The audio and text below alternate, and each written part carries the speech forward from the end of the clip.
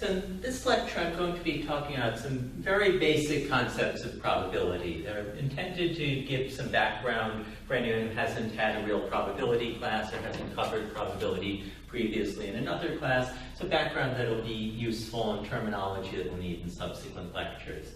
Just like when we covered some basic quick introduction to linear algebra earlier in the class, this is definitely not a substitute for a real class in methods.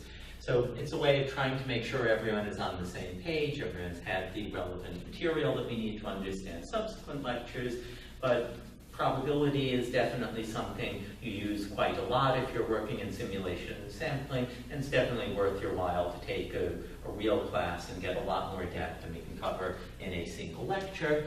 But this can at least get us through some basic concepts via a quick introduction to probability in general. So if we want to understand probability, one of the first concepts we need to get a handle on is the notion of a sample space. And we'll canonically call this S. So a sample space is a set of what are called outcomes. And in a probabilistic experiment or a probabilistic observation, the outcomes are what we would usually mean by the term outcome. They're the things that might occur. So let's say, for example, that we are growing fruit flies. And we've got a big batch of fruit flies that we've been breeding. And we're going to assume that we've got some red-eyed flies and some black-eyed flies. And we're going to think of this as an example from which we can draw different kinds of probabilities, or in the first case, different sample spaces. So one experiment we might do is to pick up n flies. So for some finite number of n's, maybe n is 2 or n is 10 or whatever, and ask how many have red eyes. This would be a probability experiment. And in this experiment, the sample space has a certain set of values it might take on. It might be that we picked 0 flies with red eyes. It might be that we picked 1 fly with red eyes. It might be 2. It might be up to n. But that set of integers 0 to n is going to be our sample space. So this is an example of a finite and particular discrete, or more generally, I should say, discrete sample space. Generally, in probability context, we care quite a bit whether our sample space is discrete or non-discrete, or that is continuous. But this is an example of a discrete finite space. A space does not have to be finite to be discrete, and we can see an example of that as follows. Let's say we take 1 fly, see if it has red eyes.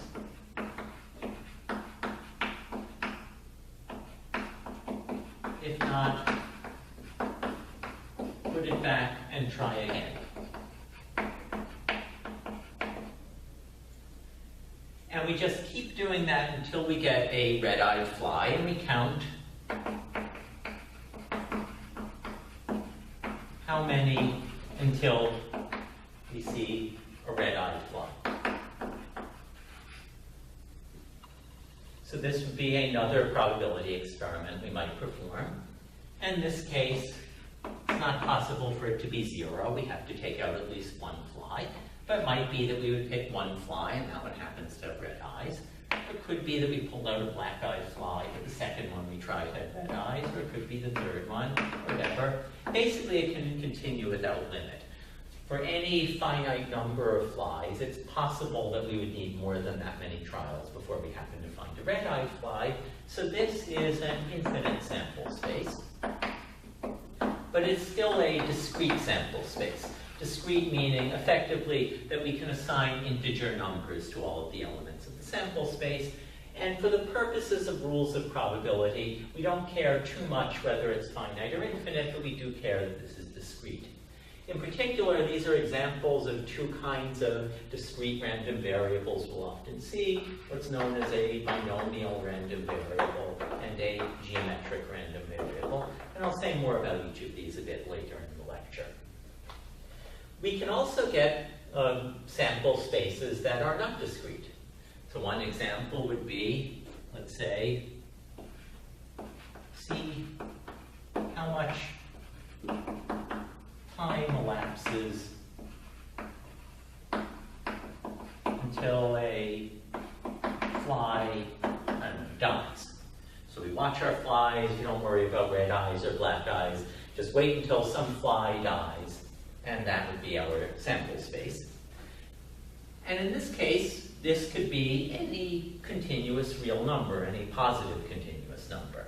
It might be a minute until a fly dies, it might be an hour, it might be 1.5 hours, it might be square root of 2 hours, could be any positive real number. We'll denote that by this NCR plus, that would be our sample space. This is an infinite sample space, but it's very different from this infinite sample space because it is continuous. And as a general rule, in probabilities, we'll have one set of rules for handling continuous densities or continuous sample spaces, and a different set of rules for handling discrete sample spaces. But that basically is the concept of a sample space. And so once we've got the notion of a sample space down, the next thing we'll want to worry about is what is referred to as the event set E. And the event set E is equal to S star, where the star refers to the power set of E. So what a power set means is the set of all of the subsets of S. So E is the set of all of the subsets of S, and that includes non-proper subsets. So E, for example, might be the empty set, it might be all of S, or it could be any other subset of S.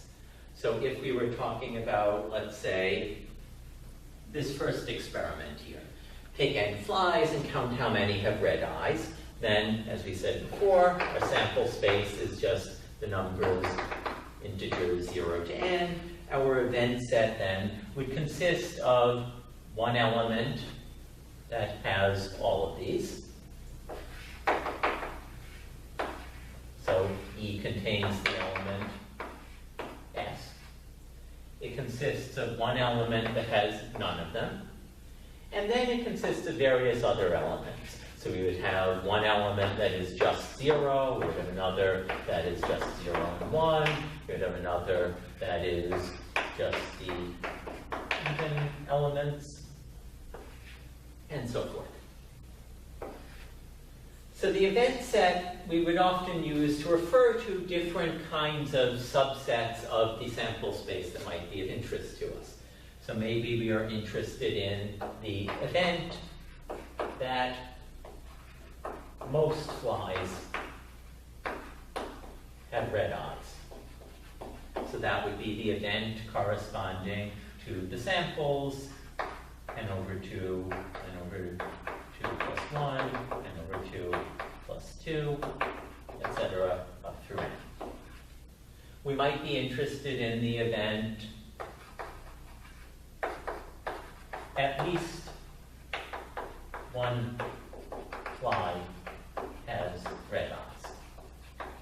So that would be corresponding to the set from the sample space, 1, 2, up through n. And we could come up with any other subset, and many of these might have some simple interpretation. So the event that a prime number of flies have red eyes, whatever we want to come up with. So that is the notion of an event set. So the reason we define this is that we're often very interested in assigning probabilities to events. And we can think of a probability function as being effectively a mapping from the event set to real numbers. So there is some probability that most of the flies have red eyes. There's a probability that at least one fly has red eyes. There is a probability that a prime number of flies have red eyes. And a probability function, or in particular what we will refer to as a point density function, is a way of assigning numbers to these values. And the numbers have to obey some particular rules. Now I'm going to start by talking about what these rules look like in the discrete case, and then later we will move on to the continuous case. So in the discrete case, a probability density function has to obey some basic rules. And one of the rules is that for any event in the event set, so for all little e in our event set E, the probability of E is between 0 and 1. So probabilities have values in the range 0 to 1. And more or less is what we would expect if we know anything of the common usage of the term probability. You can't have a negative probability of an event. You can't have more than a 100% chance of an event. We second canonically define that the probability of the full sample space is 1. So something from our sample space has to happen. We have a sample space. The probability of the event, anything in it happens, is 1. And similarly, the probability of the event, nothing happens, is 0. So something has to happen in some sense. And the final term is a little bit harder to describe, but essentially what this says is the probability of a union of a set of events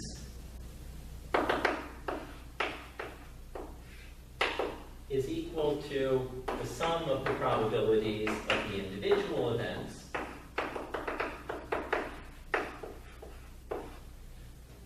provided the intersection of any two events is empty for all I and j. So in other words, the probability of a union of disjoint events is equal to the sum of the probabilities of the individual events. And this is often most useful when we think of events corresponding to individual elements of the sample space. So the event of sample 0, the event of sample 1, and so forth.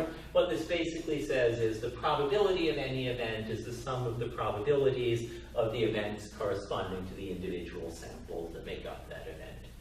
And that is just some basic definitions that give us a way of reasoning about mathematically what it means to talk about probability.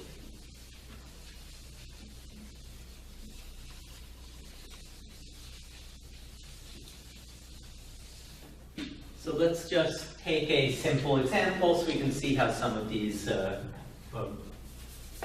terms might apply. So let's take the example of looking at flies, counting red-eyed flies. We'll just imagine that we are taking n equals 2 flies.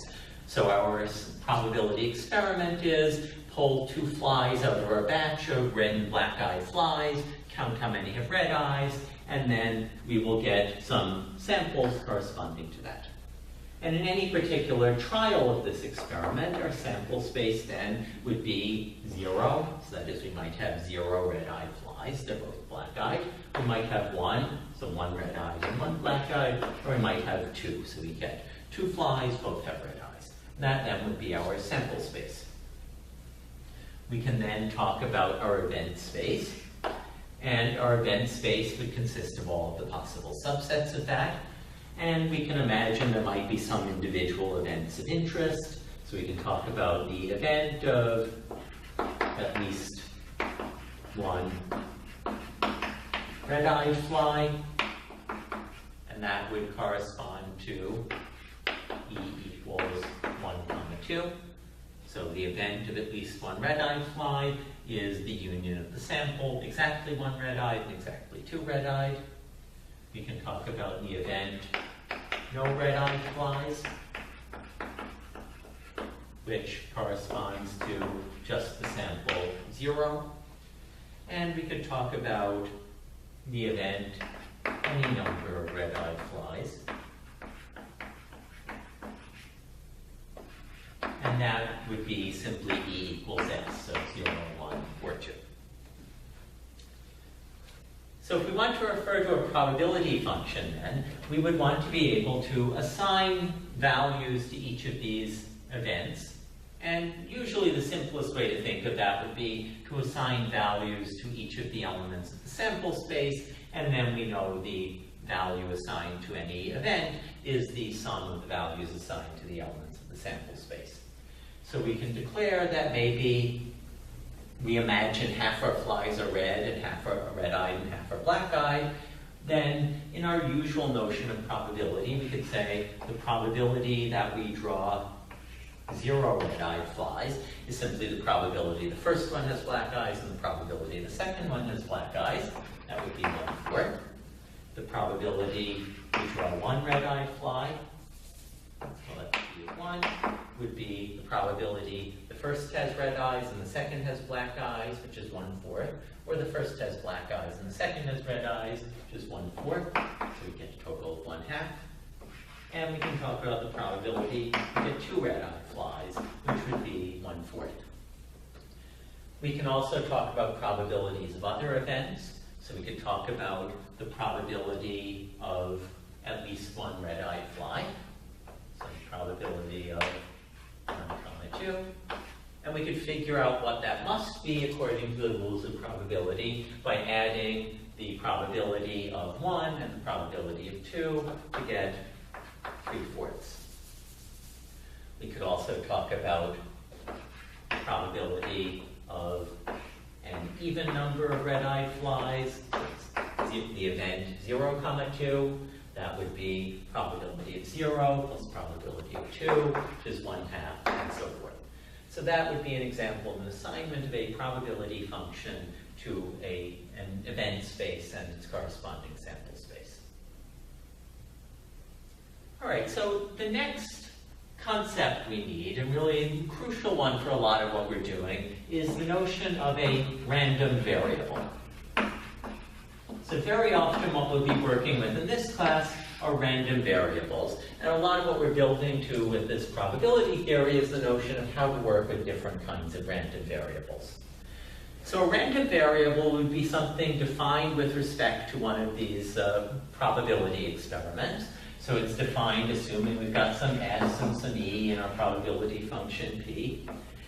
And the random variable itself you can think of as a function, x, and it is in particular a function from the sample space to the set of, let's say, real numbers. So if it's a discrete random variable, it could be just integers, but let's just say real numbers. It doesn't have to map to all of them. And this is a concept that's really easier to understand by seeing an example, I think, than by trying to define it as a function. It's not something we would usually think of as a function. But let's say that we define a particular x, and I'm going to define the following x.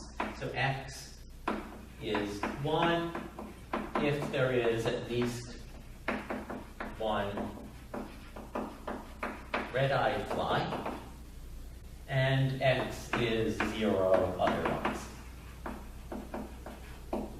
So that would be an example of a random variable. It's assigning certain values of s to the value 1, it's assigning other values of s to the value 0, and in particular we can say that x of the element 0 of s is going to be 0, x of the element 1 of s, so that is, if we had 1 red-eyed fly, then x is 1, and if we have 2 red-eyed flies, then x is also 1.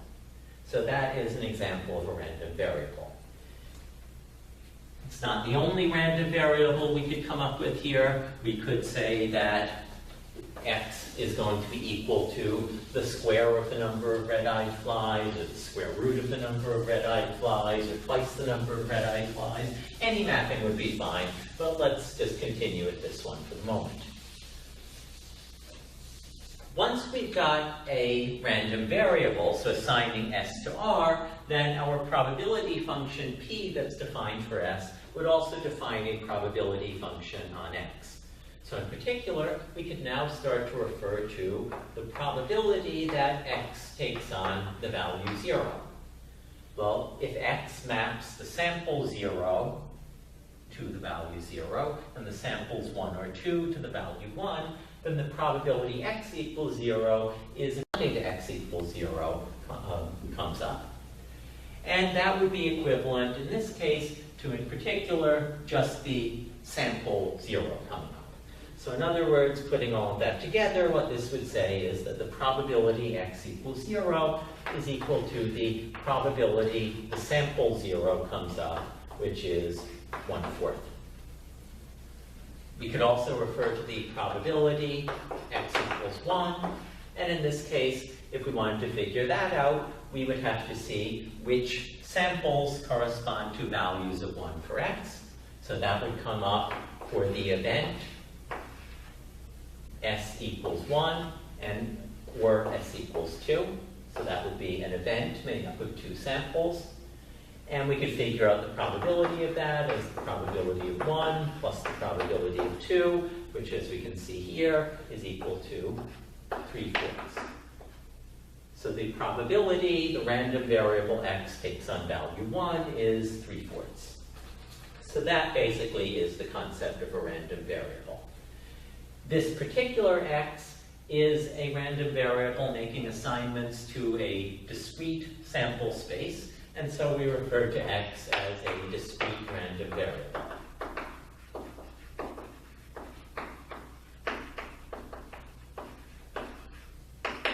And x is a particular kind of discrete random variable, a very simple one that comes up a lot in practice, known as a Bernoulli or indicator random variable. And what I want to do at this point is go through some of these basic kinds of random variables we see quite a lot, and just define how we would use these and talk about some of the properties of some of the important ones. And we can start with this Bernoulli random variable. So Bernoulli random variable is a particular kind of random variable in which we divide our event space into 2 events of interest, let's call them A and B, where these are disjoint. We have some probability of the event A, which we'll call little p, and we have some probability of the event B, which must then be 1 minus p, where p, of course, is in the range 0, 1. And we refer to p as the parameter of the Bernoulli random variable. So every Bernoulli random variable has some parameter p, and different values of the parameter will define different Bernoulli variables. So then we can say that the random variable x, or Bernoulli random variable, for any sample A in the event capital A is going to be equal to 1, and for a Bernoulli random variable, we would say that x for any sample B in the event capital B is equal to 0. And that's going to be our random variable. It maps all the samples in event A to the value 1, and it maps all the samples in event B to the value 0. And we refer to this sometimes as an indicator random variable because effectively it's indicating whether the sample we picked is in the set A.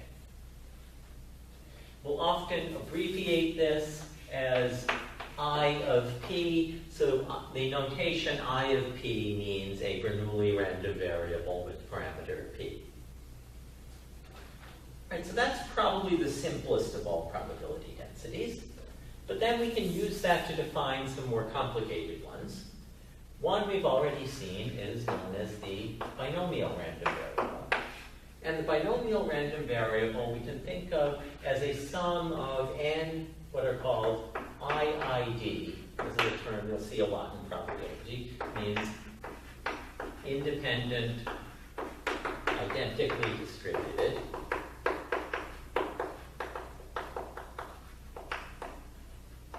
Bernoulli random variables.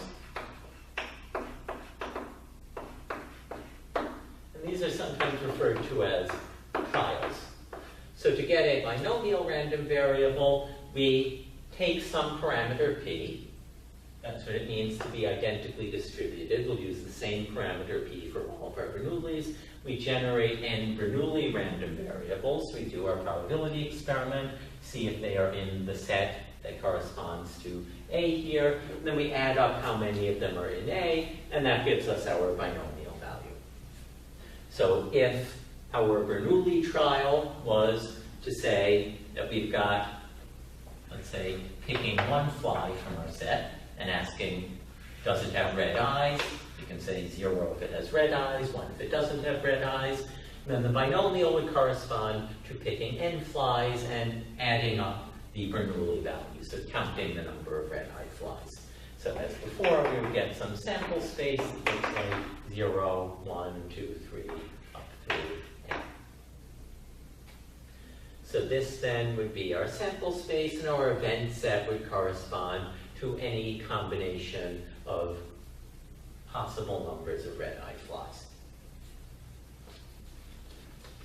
All right, so this is going to give a random variable that we will commonly abbreviate as BIN, and this is going to be a random variable now with two parameters, n and p. So any given value of n, given value of p, will define our random variable. And we can say that from this sample space in particular, a random variable x for any particular element of the sample I is going to have value I, just the count of the number of red-eyed flies, if we define the sample space as the number of flies we pick that have red eyes. So it's worth remembering that the binomial random variable has a particular form to its probability density function. In particular, the probability x equals k for any value k, and parameters n and p is going to be given by n choose k, p to the k, 1 minus p to the n minus k. It's just a good formula to remember. It comes up quite a lot in practice.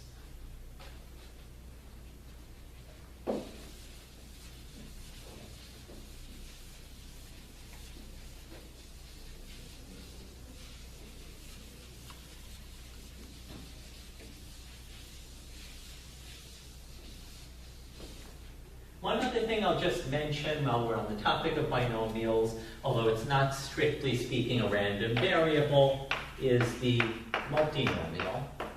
You can really think of a multinomial as a set of coupled random variables, but it's a generalization of the binomial that we also often want to know about. So the multinomial random variable, we would have a parameter n, just like with the binomial. And we would have a set of probability parameters, p1 up through pk. And we would assume that, unlike the Bernoulli case, where we just have two possible outcomes, or two possible events we're interested in, either it's in set A or it's in set B, we'll assume it can be in set 1, set 2, whatever, up through set k.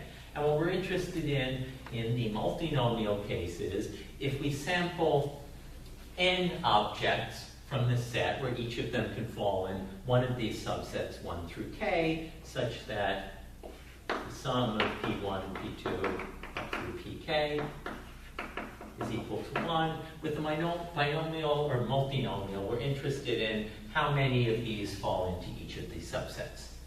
Well, in the multinomial case, we will have some number a1 that fall into set 1, some number a2 that fall into set 2, a3 that fall into set 3, and so forth up through ak. You can think of those as events for a set of k coupled random variables.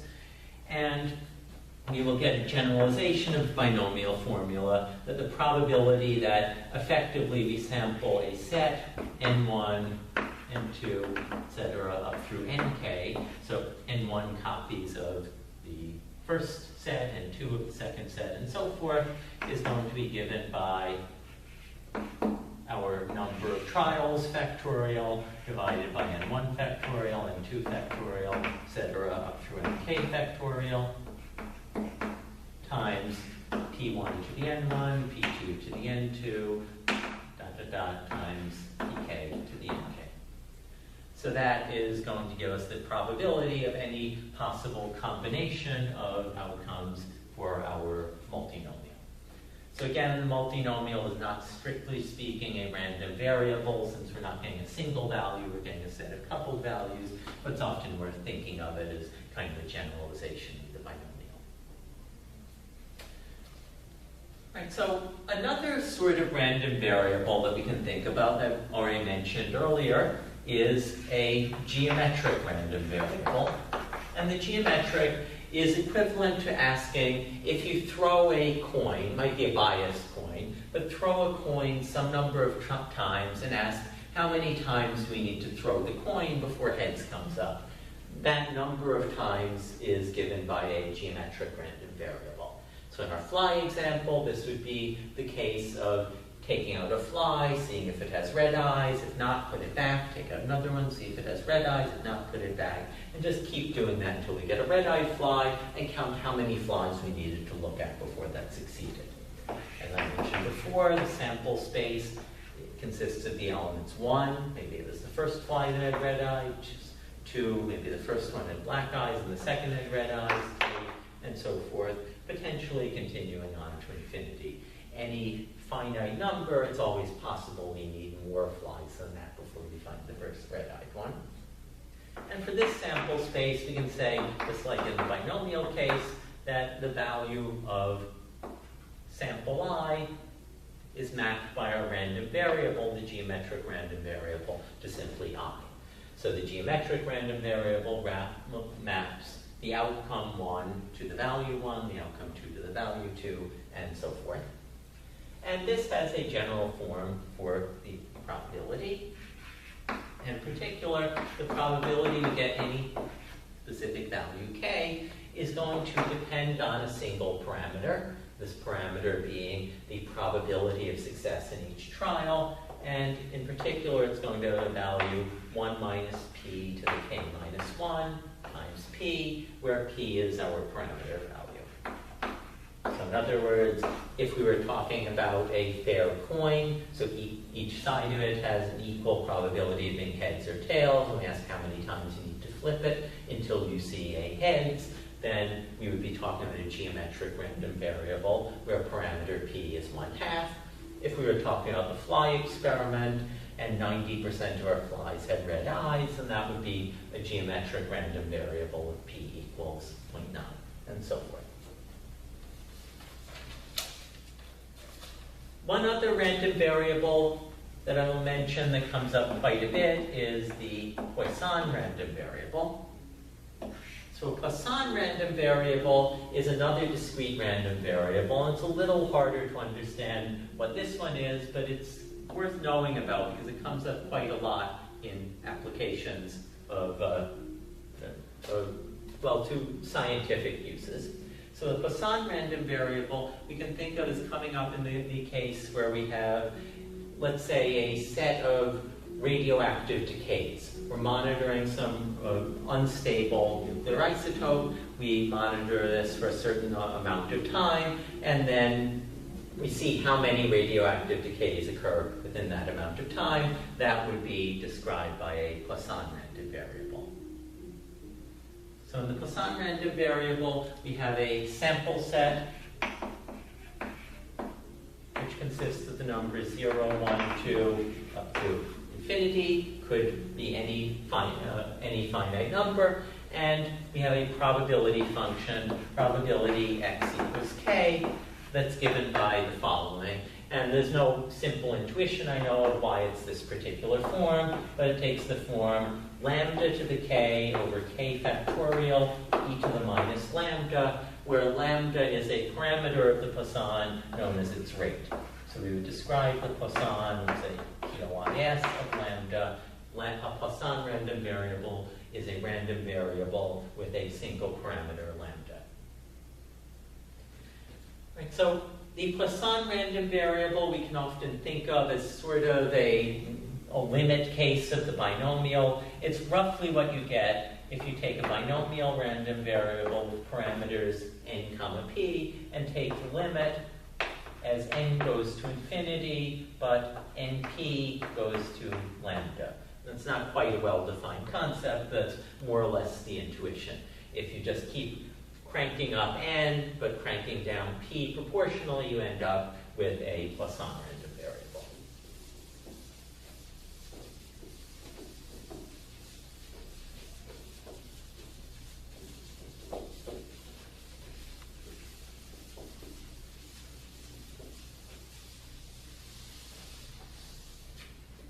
that is far from an exhaustive list of random variables, but it's some of the basic discrete ones we might want to know about. In any probability text, and there's some references to probability text in the class text, you're going to see a much more extensive set of discrete random variables, but these are a few good ones to know about. And that brings us to our second topic, which is continuous random variables.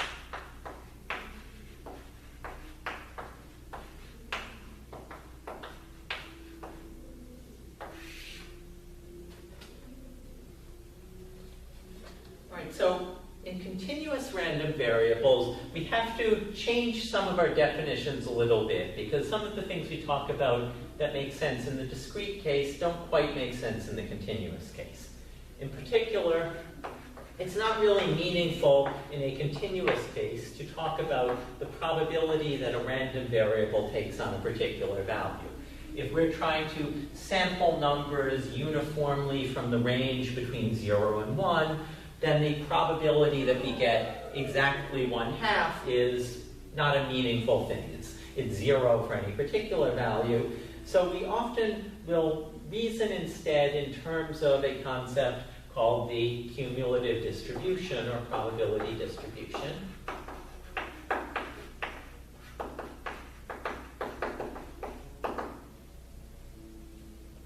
And the probability distribution is going to be something we'll denote by f of some value x0, which is simply the probability the random variable takes on a value less than or equal to x0. We can refer to something analogous to the density function we were talking about before, the probability functions, and this is known as, in the continuous case, the point density function. But you can think of this as more of a relative measure of the probability of any particular value. So if we are twice as likely to have a value of 1/3 as 2/3, then the point density value of 1/3 will be twice the point density of 2/3, but you can't meaningfully think of them as corresponding to the probability of the value 1/3 or 2/3, since the value of either of those, the probability of either of those exact values is 0. But we do relate this to this point density f of x, and this point density is related to the probability distribution or the cumulative distribution.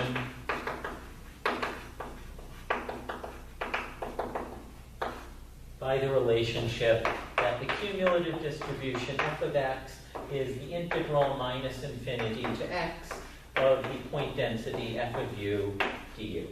So integrate the point density, you get the cumulative distribution. So then we can sort of think of this as analogous to the probability that x takes on some value x0, but it's not really quite the same thing in practice.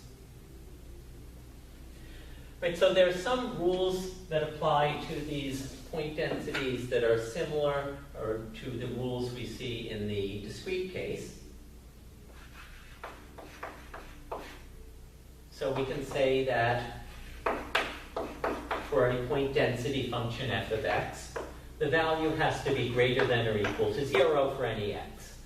There's no limit that it has to be between 0 and 1. It's a relative measure, so it can be more than 1, but has to be non-negative.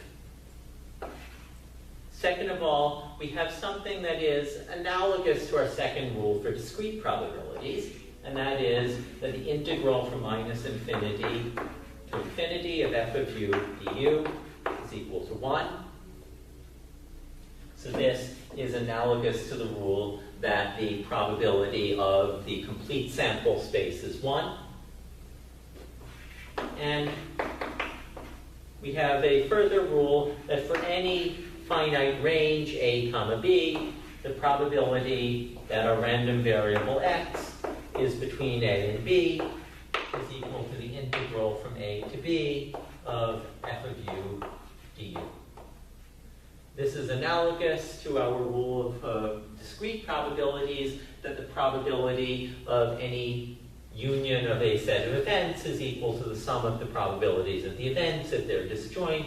Effectively, this is saying the probability of any interval is equal to the integral of the point density function over that interval. there's one more technical condition, which intervals of x have finite numbers of discontinuities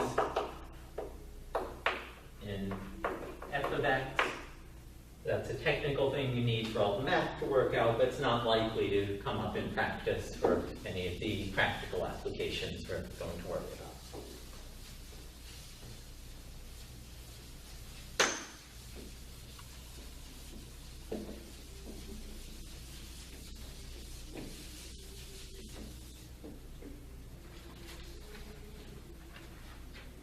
Just as we can talk about some important discrete random variables, we can talk about some important continuous random variables that come up quite a lot in our applications. And I've already alluded to some of these, and probably the simplest of them is the uniform random variable. So a uniform random variable is a random variable that is described by a point density function f of x of the following form. It is 0 for x less than some parameter value a. It's 0 for x greater than some other parameter value b. And it takes on the value 1 minus b over a for x in the range a to b. So that is a uniform density function, and that's going to look something like the following. So we've got a lower range end a, an upper end b. We've got this value 1 over b minus a, and then it has value 0 up to a, shoots up to 1 minus b over a, and value drops down to 0 at b. So in other words, it's a random variable that has equal probability of taking on any value in a continuous interval, b to a, no probability of taking on any other value. We can figure out from the density what the cumulative distribution is. In particular, the cumulative distribution x, capital F of x, is going to be also 0 on the interval of x to a. It's going to be the integral of this value on the interval from a to b. So it's going to run from a value of 0 here, and it has to eventually get up to a value of 1 by the time it ends this interval, and will remain there. That will be accomplished by a function of the form x0 minus a over b minus a on the interval a less than or equal to x, less than or equal to b, x minus a. And it will have a value of 1 for x greater than b. So that's going to be what the uniform probability density will look like, or the uniform probability distribution.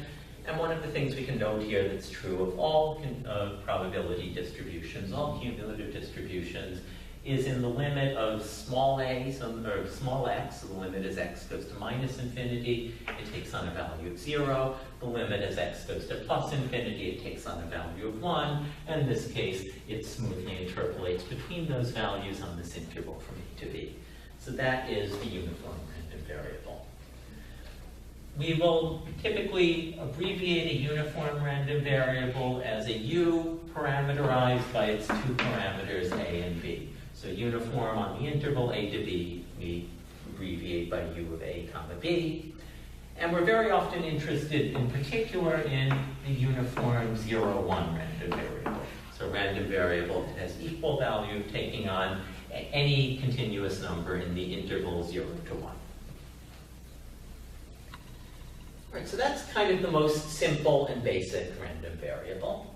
Another one we need to care quite a bit about is the normal or Gaussian random variable. And that one's not quite so simple, but comes up quite a lot in practice. So a Gaussian random variable is what we would commonly refer to as a bell curve random variable. So it's going to look something like this bell shape. And a Gaussian random variable has two parameters. We'll commonly abbreviate it as n with these two parameters. And canonically, these are referred to as mu, which is the mean of the distribution, and sigma squared, which is the variance of the distribution. So an n of mu sigma squared random variable will produce a bell curve whose middle point is at mu, and its width is approximately related to square root of sigma squared, or sigma, so that roughly gives you an idea of how wide the bell is shaped. This has a density function, f of x equals 1 over square root of 2 pi sigma e to the minus x minus mu squared over 2 sigma squared. And that particular density actually has no closed form distribution. There's no way to generate a closed form integral of this expression. So we can't write down what that is, but there are other ways of getting around it, ways of approximating that if you need it. And we'll see a bit later in the class why this is such an important kind of random variable. But basically, this is something that just comes up everywhere in statistical analysis and modeling. It's just one we need to know about. Another one you don't see as often outside of simulation context, but that is also very fundamental and important, is the exponential random variable. So an exponential random variable is described by a density f of x of the form 0 for x less than 0, lambda e to the minus lambda x for x greater than or equal to 0. So this is, as we could guess, a density with one parameter. And we would commonly abbreviate this x of lambda, so that one parameter is commonly known as the rate of the exponential random variable, so an exponential with rate lambda.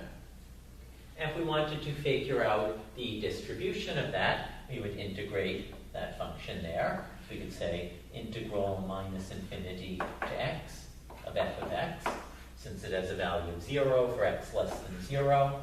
Let's call it f of u du. That would be equivalent to the integral from 0 to x of lambda e to the minus lambda x dx, or lambda e to the minus lambda du, I should say. Let's keep our variables separate. The integral of an exponential is just the exponential divided by the coefficient of the variable here. So integral of lambda e to the minus lambda u is going to be lambda over minus lambda e to the minus lambda u, or in other words, just minus e to the minus lambda u, evaluated at the endpoint 0 and x, and that's going to come out to 1 minus e to the minus lambda x. So, in other words, the density is going to be given by f of x equals 0 for x less than 0, 1 minus e to the minus lambda x, for x greater than or equal to 0.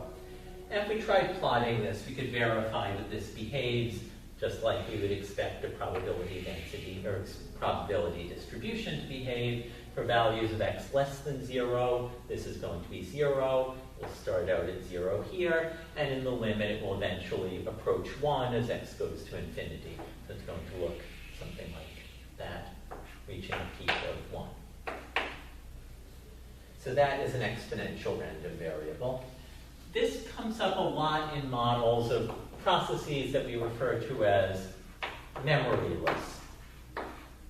So basically, if we're looking at some kind of process where the time for an event to occur, so some next, and I'm confusing the terminology a bit here, because this is event not in the context of probability event space, different meaning of event. But basically, if we're watching for something to occur, like the radioactive decay example I said before, if the time until the next radioactive decay is not determined by the time since the last one, you end up with an exponential random variable. So the time between radioactive decays will be exponential. This is related to the Poisson random variable we had seen before. So if you have a process where the time between occurrences of the events, the time between radioactive decays, is exponential, then the number of decays on any fixed time interval is Poisson. So that's related to these. And you can also think of it as kind of a continuous extension of the geometric random variable. So in other words,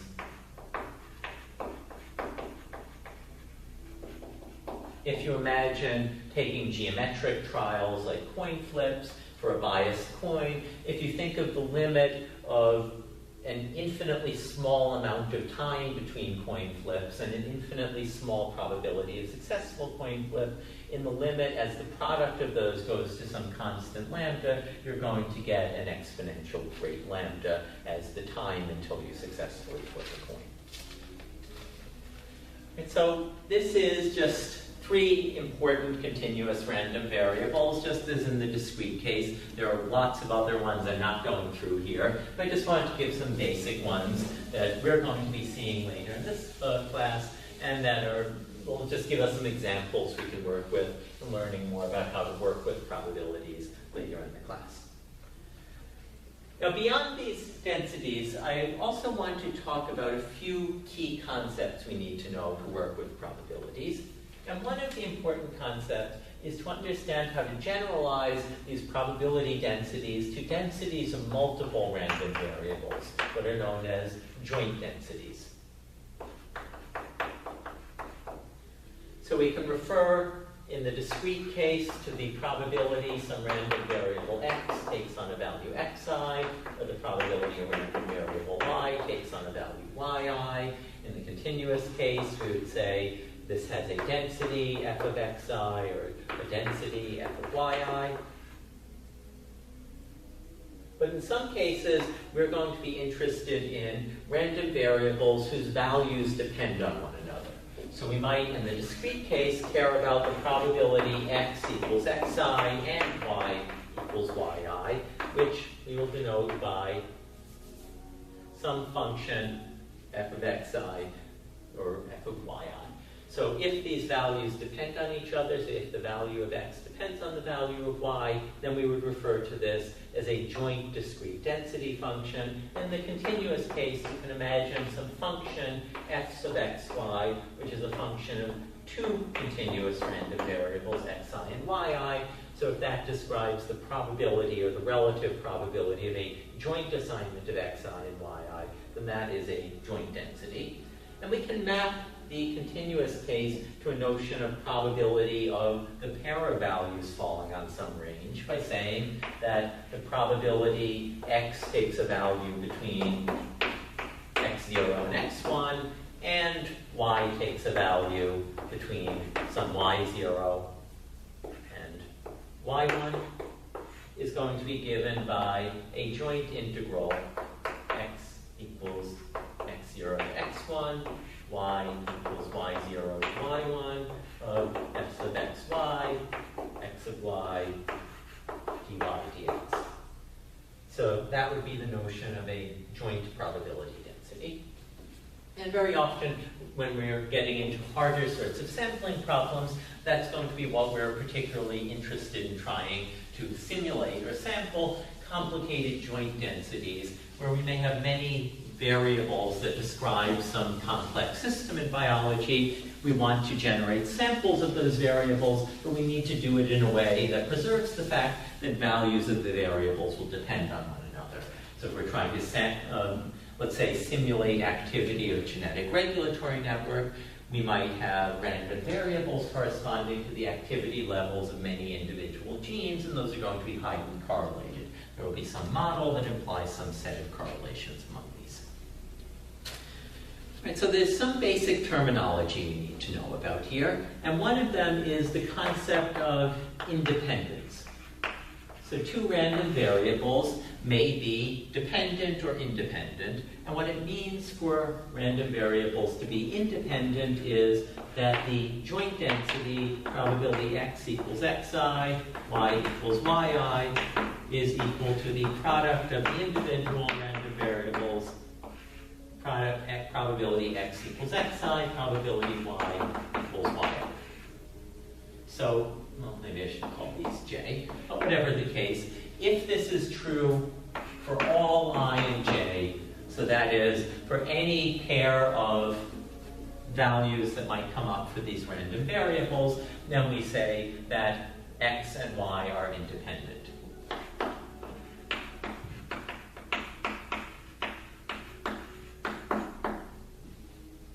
In the continuous case, we would say that f of xy for any xi rj is equal to f sub x, the probability density of x alone, times f sub y, the probability density of y alone. So if that is true for any xi yj, then we would again say x and y are independent in the continuous case.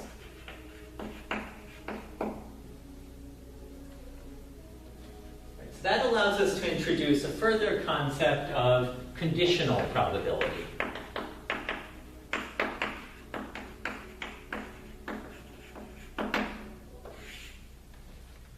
So the concept of conditional probability refers to the case where usually we're interested in variables that aren't independent, that are dependent on one another, and particularly the concept of understanding how the value of one variable helps to determine the value of another. So, for example, if we have some probability x equals xi, then we can refer to the probability x takes on value xi given that y takes on a value yj. And we would commonly write this as I have here, so use a bar to mean given. So probability x equals xi given y equals yj. And this is known as a conditional probability. So if x and y are independent, then you can simply drop the conditional. So if x and y are independent, then the probability of x taking on value xi, given that y takes on value yi, is simply the same as the probability x takes on value xi. What it means for them to be independent is that knowing the value of y, because they should be consistent, that's yj, knowing the value of y does not tell us anything that would affect our probability of seeing a particular value of j.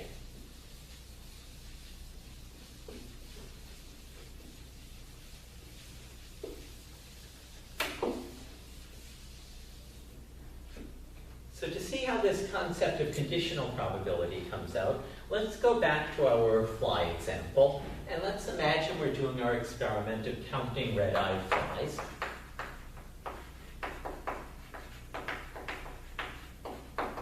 And let's take this in the n equals 2 case. So we now know that the number of red-eyed flies is a binomial random variable. In particular, we're now assuming that it's a binomial random variable with parameter n equals 2 and parameter p equals, let's say, 1/2. So that is going to be a random variable we're looking at. But then we'll use that to define a couple of other random variables. So let's define a random variable x, which is going to be the indicator random variable that we have at least one red-eyed fly. So that would correspond to then the event of either 1 or 2 red-eyed flies.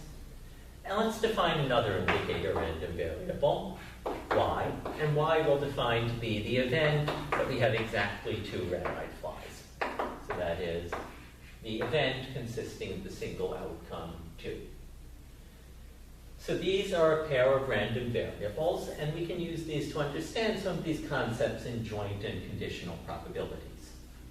So we can talk about the probability x equals 1 and y equals 1. I'll sometimes write this with this caret symbol to mean and. Sometimes I'll write this as probability x equals 1, comma, y equals 1. So just understand those are different ways we might write a conjunction, so an and. So the probability x equals 1 and y equals 1 would be the probability that we have at least one red-eyed fly and the probability we have exactly 2 red-eyed flies. And in this case, that's only going to occur if we have exactly 2 red-eyed flies. So the probability of that will be 1/4. It's equivalent to the probability our first red-eyed fly, or our first fly was red-eyed and our second fly was red-eyed. we can talk about the probability x equals 1 given y equals 1.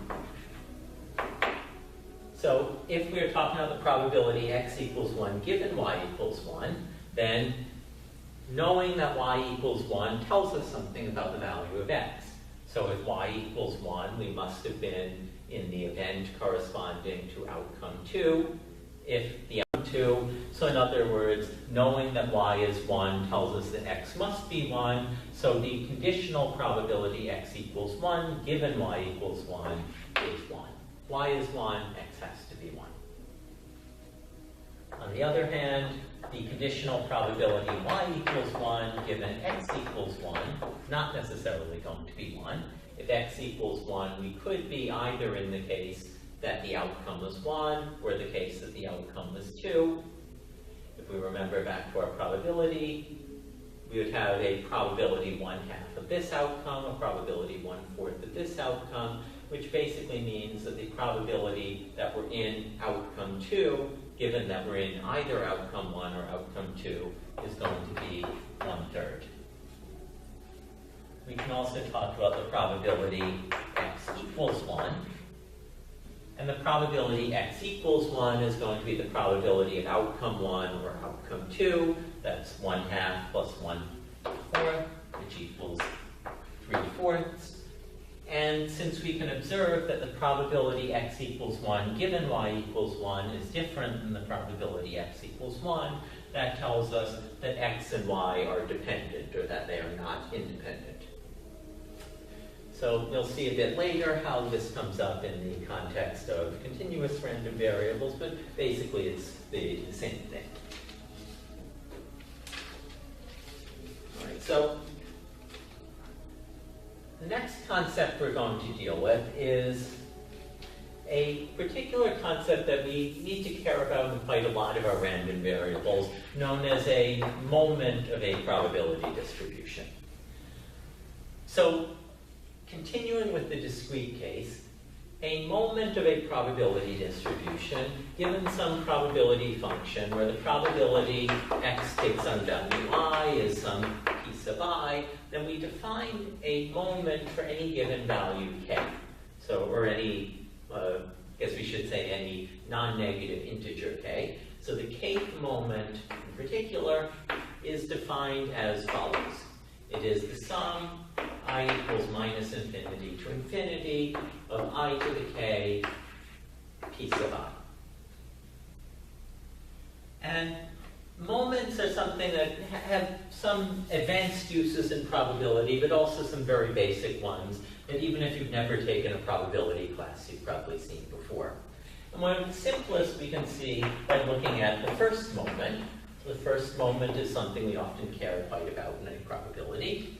So the first moment is the sum over whatever values we have in a sample space of I, piece of I, and this is what we would commonly refer to as the expectation, also known as the arithmetic mean, or basically what we would commonly mean as the average of the discrete probability distribution. And we'll commonly abbreviate that by saying an E and then in brackets X to mean the expectation of random variable X.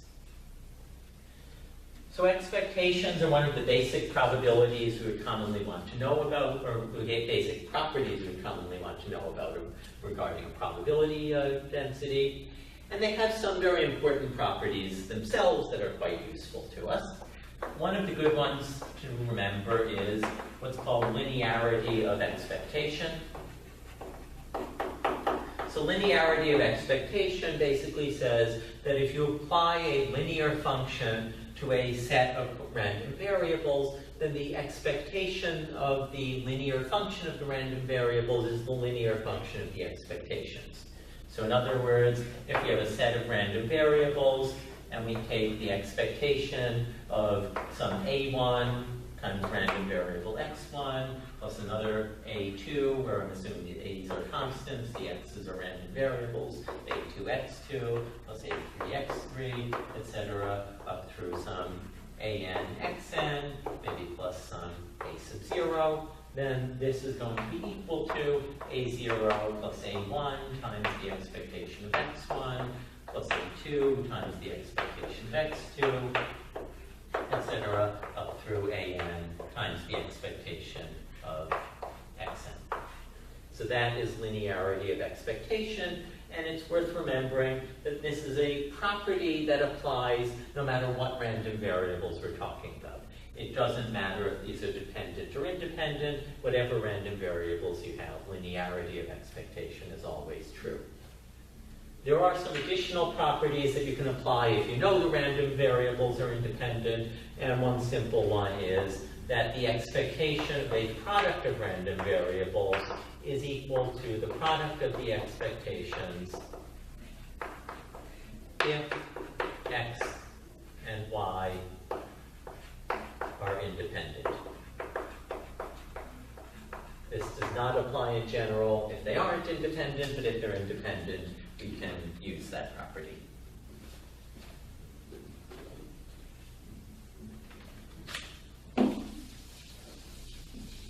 It's not necessarily trivial to figure out the expectation of a set of random variable. It often comes down to computing sums, in many cases infinite sums. So you kind of want to know your infinite sums well if you're going to be working quite a lot with random variables.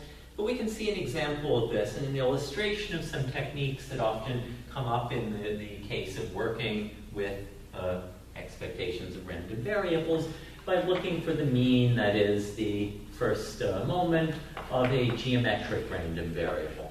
So we'll say we've got a geometric with some parameter p, and again, this is the kind of random variable you get if you're asking how many flips of a coin do you need to get a heads coming. So in any random variable, as I've said, the definition of the expectation is sum I equals minus infinity to infinity of I times p sub I, where p sub I is the probability of the random variable. And for a geometric with parameter p, you may remember that p sub I is equal to 1 minus p to the I times p. So that's going to be true for any geometric random variable. And we can use that to try to figure out what the mean is of this geometric random variable. Sum I equals minus infinity to infinity of I p sub I is equal to sum I equals 1 to infinity, because the geometric takes on values from a sample space 1 through infinity of I. And then p sub I is 1 times p times 1 minus p to the I minus 1. This should be I minus 1. All right, so that's going to give us our general expression. Then what we want to do is figure out what this infinite sum is. Infinite sums are not always an easy thing to figure out, but there's a trick that's useful in this case, and actually useful in quite a lot of these random variables that works as follows. So the first thing we're going to do is make a substitution of variables. In particular, we're going to define q equals 1 minus p. So this will turn into sum I equals 1 to infinity of, let's say, I got q to the I minus 1, and I'm going to pull the p out of here. So we've now got p sum I equals 1 to infinity of I q to the I minus 1. And the reason I'm putting things in this form is that you take this sum again, sum p sum I equals 1 to infinity. This thing, I q to the I minus 1, we can recognize is simply the derivative with respect to q of q to the I. So this is just another function. It might not seem obvious why we want to do this, but derivation is a linear operator. It's fine to apply this and say that ddq q to the I is equal to I to the q minus 1. And because it's a linear operator, we can pull it out of the sum and say that this is equivalent to p times the sum, or excuse me, p times ddq of the sum I equals 1 to infinity of q to the I. Linear operator applied to each element of a sum can be pulled outside of the sum. And so this is going to be a valid expression. And this thing, the infinite sum of q to the I, is something we can compute. So there's a standard formula for that. That is P dEq. And the infinite sum I equals 1 to infinity of q to the I is given by q over 1 minus q. All right, so we now have P dEq of q over 1 minus q, and we can simply apply the derivative operator there. And we can say that this is going to be equivalent to P times the derivative of q over 1 minus q with respect to q, which is going to come out to, this is going to come out to 1 over 1 minus q squared. We can then undo our substitution q equals 1 minus p to recognize that 1 minus q is going to be 1 minus p, which is just p. So this is p over p squared, or simply 1 over p. So what we've done here is show that the first moment of the geometric random variable is simply 1 over p. Right, so that, as I said, is an example of how we would compute a moment. And that basic trick, so the use of the derivatives here is something that comes up in a lot of these kinds of infinite sum applications that you see in computing probability densities. It's often kind of a way to get rid of the I here that would otherwise be hard to deal with. Right, so the first moment is important, and the second moment is also kind of important. So the second moment, which we'll often abbreviate as the expectation of x squared, is something that we often use as a step in calculating the variance, which is a measure of how much the probability will vary, or how much the random variable will vary from sample to sample. In particular, the variance of a random variable x is defined various ways. It's defined as the expectation of the random variable minus the random variable's expectation, and then that whole thing squared. That might seem like a kind of counterintuitive definition, but there's a somewhat more useful formula that we can get with some transformations from that. So that's equivalent to the expectation of what we get if we follow through the square here, expectation of x squared minus 2x, expectation of x, minus or plus expectation of x squared. And that is going to be equivalent to, by the linearity of expectation, the expectation of x squared minus 2 times the expectation of x times the expectation of x plus the expectation of x squared. An expectation is just a constant, so the expectation of an expectation is just the expectation. So this is going to turn into expectation of x squared minus 2 times the expectation of x quantity squared plus the expectation of x quantity squared. Or in other words, the expectation of x squared minus the expectation of x quantity squared. So that is the variance. And the variance is often what we would want to use to figure out the properties of a probability density. In particular, figure out if we're looking at a density that's going to be reliably close to its mean every time we sample it, or if it's going to have a wide spread of values on successive samples.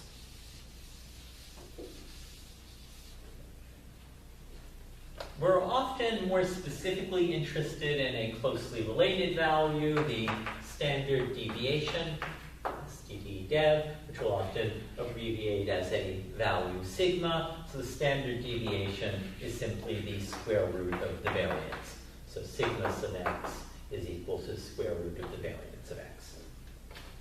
So variances and standard deviations obey some basic properties, just like means do. The variance of a constant times a random variable is the constant squared times the variance of the random variable. And that means that The standard deviation of a constant times a random variable is simply the constant times the standard deviation of the random variable.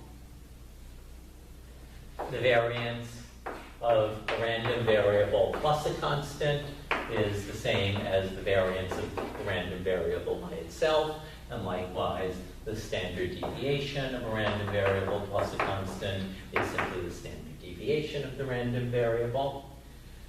And these are properties we would often use in working with random variables. Unlike with expectation, we cannot use linearity. So in general, the variance of x plus y does not equal the variance of x plus the variance of y.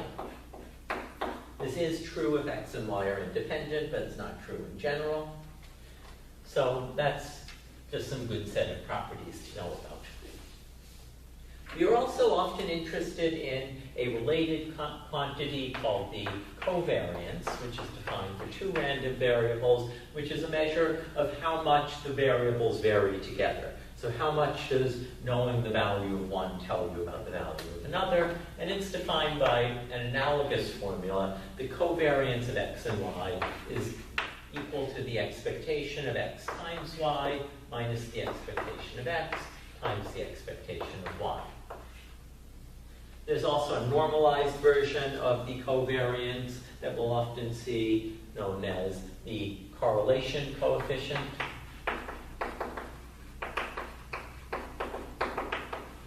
More specifically, Pearson's correlation coefficient. There are other kinds, but the Pearson's correlation coefficient, we'll commonly abbreviate by R, is simply the covariance of two random variables x and y divided by the square root of the product of the variance of x and the variance of y. So that is often something we're going to use to try to figure out if two given random variables are significantly similar to one another. All right, so these are some basic concepts and basic terminology of random variables. There are some more advanced uses of higher moments, but that's something that I'm not going to go into here. We don't really need to know it for this class. Usually what we'll care about are the first and second moment, and that's going to give us what we need to know. There is a continuous analog of some of these quantities. So there is what we would refer to as the continuous moments of a set of random variables, just as there are continuous analogs to any of the other properties we've been studying here. So in particular, we can refer to, let's say, the continuous first moment, still going to be defined as the mean, continuous second moment, and so forth. But let's take the continuous moment and see how that concept generalizes from the what we considered in the discrete case. So in the continuous case, we would define the kth moment of a random variable with a density f of x to be integral, let's say, u equals minus infinity to infinity. Let's make it x. X equals minus infinity to infinity of x to the k f of x dx. So that is the kth moment. And just as in the discrete case, we're often interested in the expectation or first moment, which is going to be the integral minus infinity to infinity of x f of x dx. And we're often interested in the second moment, expectation of x squared, which is simply integral minus infinity to infinity x squared f of x dx. We can use those, just as in the continuous case, to define a variance of x equal to expectation of x squared minus expectation of x, quantity squared. We also, like in the discrete case, will have a concept of independence that will come up in evaluating these properties. So if we have f of xy of xi yj identically defined to be f of x of xi times f of y of yj, as we've mentioned before, for any ij.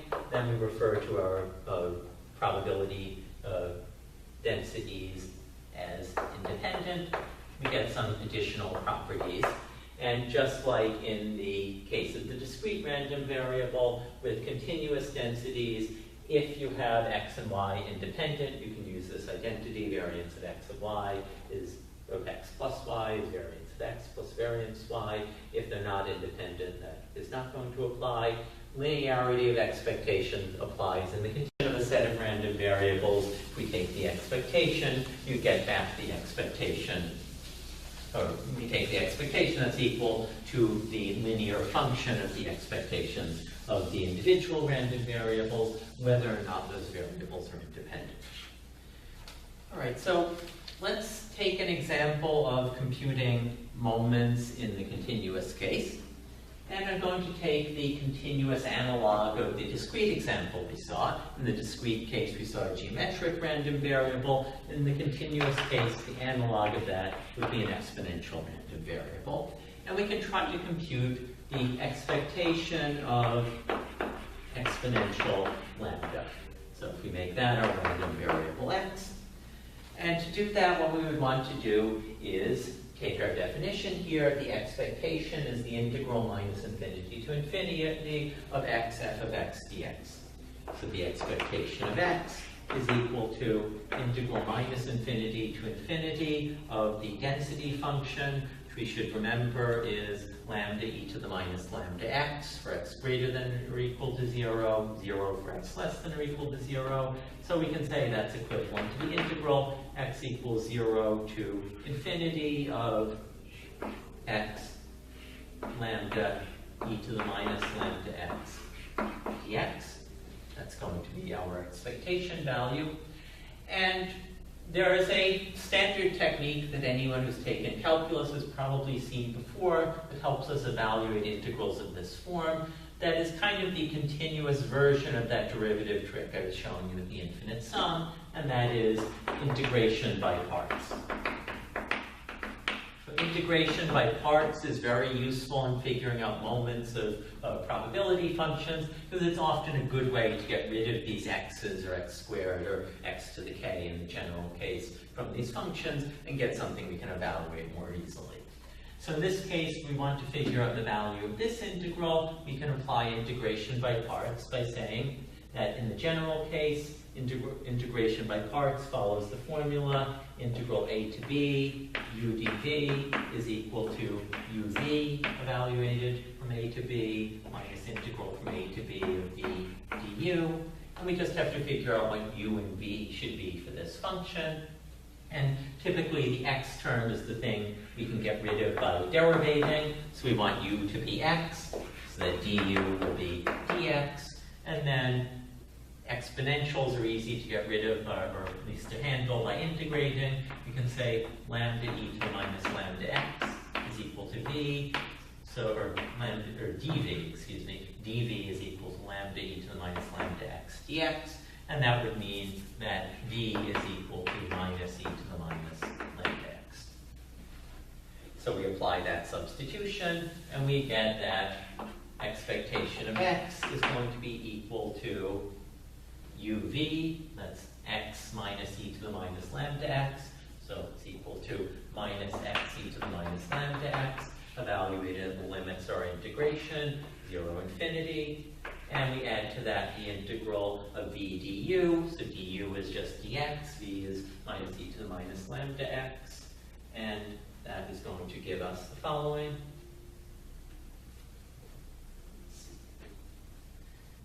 All right, integral 0 to infinity of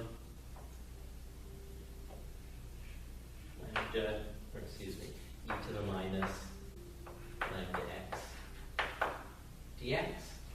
So we've got integral of, we've got uv minus the integral of v du.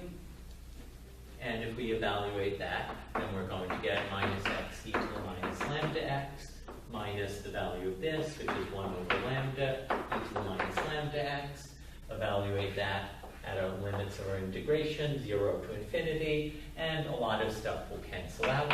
So x e to the the minus lambda x goes to 0 at 0, and it goes to 0 when the limit of x goes to infinity, so we can ignore that. This thing goes to 0 and the limit as x goes to infinity, but it goes to 1 over lambda in the limit, or as at x equals 0. Put that all together and we get 1 over lambda. So in other words, the expectation of an exponential random variable with the parameter lambda is 1 over lambda. So the rate determines the mean value. The mean drops proportionally with the rate of the exponential, much like the geometric that had where the probability is basically the analog of the rate. So we could, of course, take this to higher moments. We could figure out expectation of x squared and figure out the variance of an exponential random variable. I'm not going to walk through that here. So that gives us some basic notion of how to work with probability densities. And there are just a few last basic theorems I wanted to leave everyone with that are just useful things to know in general if we're talking about probabilities. So one of the useful theorems is something known as the weak law of large numbers. And the weak law of large numbers refers to a set of independent, identically distributed random variables. So given some IID random variables, x1, x2, etc., and we're going to assume that this is an infinite set, so we can pick as many of these as we need, and we're going to assume that it could be any probability density, but it has a mean of mu, and we're going to assume that further we have any value epsilon greater than 0. Then what the weak law of large numbers says is the following. It says that there exists some value n such that mu minus epsilon is less than or equal to 1 over n x1 equal xn less than or equal to mu plus epsilon. So it may not be obvious what this is saying, but what it basically says is if you've got a bunch of samples from the same random process, eventually if you keep adding them up and taking the average of that, 1 over n plus the sum, you're going to get arbitrarily close to the mean of them. So if you average lots of copies of the same random variable that has some mean mu, that average will get closer and closer to mu, and no matter how close you want it to be, enough samples will get you that close. So that basically is the weak law of large numbers. Pretty much says average enough things, you get the mean back. For smaller numbers of averages, so smaller numbers of variables, we would often want to refer to the central limit theorem, which describes also how sums or averages of identical random variables behave. And the central limit theorem says also given IID random variables, x1 up through, well, I guess an infinite set, x1, x2, whatever. Here we'll assume they have mean mu, and we'll also assume that they have standard deviation of sigma. So now we're assuming we know the mean and the variance of the random variables. Then this says that in the limit as n goes to infinity, the probability of x being between some value, or excuse me, probability of the sum of the random variables, I equals 1 to n of xi, being between some x0 and x1, is given by the following probability function. 1 over square root of 2 pi n sigma integral x0 to x1 of e to the minus x minus n mu over 2n sigma squared dx. So what this is saying, if we think about it, is that in the limit as we go to large n, taking the sum of a set of random variables is going to give us a normal random variable. That's basically what we've shown here. This is an expression for the probability distribution function of a normal random variable, and this is the definition of what it means to say that a probability is on some finite range. It's the integral over that range from the distribution. So in other words, this is saying if you take a set of identical random variables with some mean mu and variance sigma and add them up, you get something that is approximately a random variable with mean n mu and variance n sigma squared. So this is saying that the variance of the random variables is growing linearly with the number of them you add together. The mean is growing linearly. And if the variance is growing linearly with n, that means the standard deviation is growing with the square root of n. So another way of thinking about this is that if the sum of them has mean n mu and variance n sigma squared, then the average of them would have mean mu and variance sigma squared over n. Or in other words, the average would have mean mu and standard deviation sigma over square root of n. So basically this is saying that as we average large numbers of copies of a single random variable and many samples from the same distribution, we get arbitrarily close to a bell curve where the width of that bell curve is going to be proportionally shrinking at a rate of square root of n as we bring in more samples. So that is basically a motivation for why it's so important to know about normal or Gaussian random variables. They come up everywhere because of this property that averaging many copies of any probability density eventually gets you to something that looks like a Gaussian random variable. And so there's one last basic theorem about probabilities that we use quite a lot that I want to mention, and that is Bayes' rule. So Bayes' rule is a theorem for reasoning about the relationship between joint and conditional probability densities. And what Bayes' rule says is the probability that some random variable, the probability density of a random variable x conditional on another random variable y times the probability of y is going to be equal to the joint probability of x and y, which is also going to be equal to the probability of y given x times the probability of x. And this turns out to be a really useful way of doing all sorts of transformations in probability. We'll come up a lot in understanding some of the formulas we see, but it's also going to be a basic concept that underlies a lot of more advanced methods we'll be seeing. So in particular, in advanced probability modeling, quite often these models are based on chained applications of Bayes' rule. So it's important to understand how that works. And to illustrate how we can work with this, I'm going to show a simple example of a use of Bayes' rule that is kind of the canonical example that people often use to show how we can often get quite counterintuitive properties from probability distributions if we understand how conditional probabilities work. So in particular, the example that you'll often see for Bayes' rule is the example of disease diagnosis.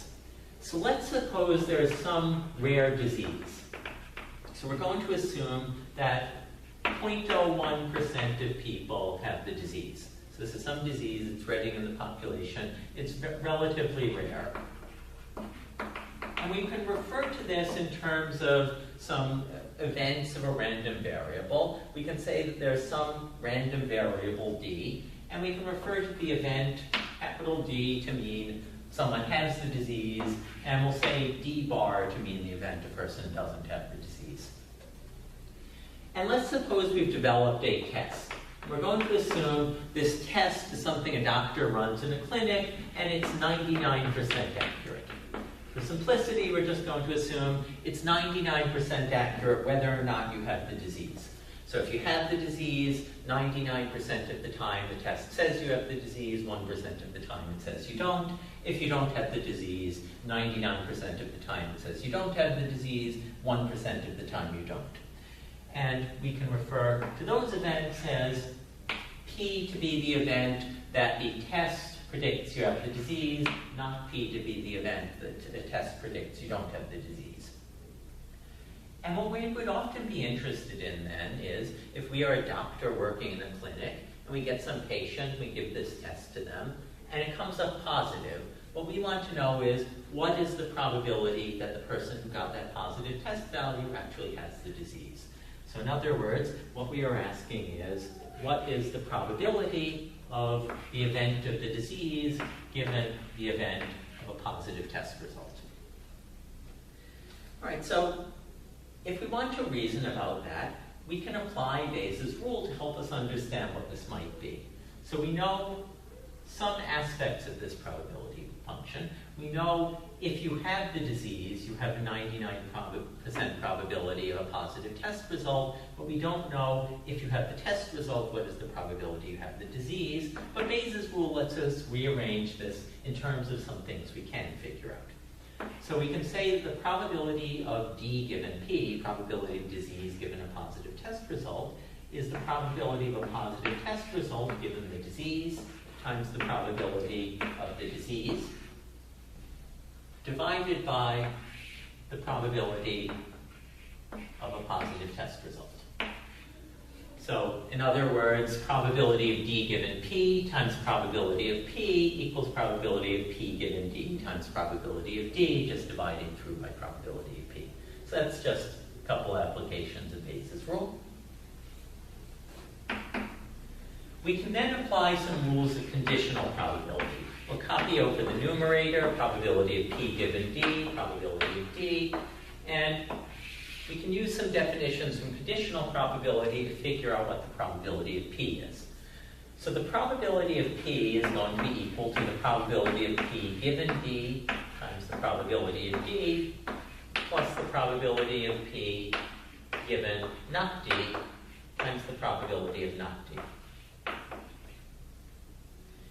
And when we reach this point, we've actually turned this into something for which we know all of the individual steps of basically how we would compute this probability. We know all of the pieces of this from our definition of the problem. So we know the probability of P given D. That's the probability we get a positive test result given that we have the disease. That we know from the definition of the problem is 0.99. We've stipulated that's 99% accurate. And we know the probability of D. That's the probability a random person has the disease. We've assumed it's a rare disease. 0.01% of people have it. So in other words, that's equal to 0.0001.